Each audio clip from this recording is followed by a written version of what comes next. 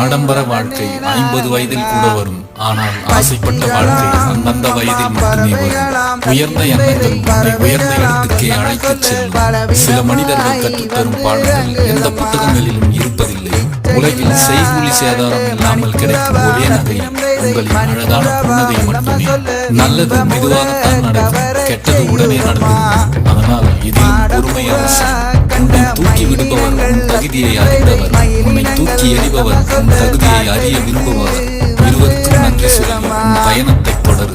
எந்த எதிர்பார்ப்பும் இல்லாமல் மற்றவர்களை பார்த்து புன்னகை செய்யுங்கள்.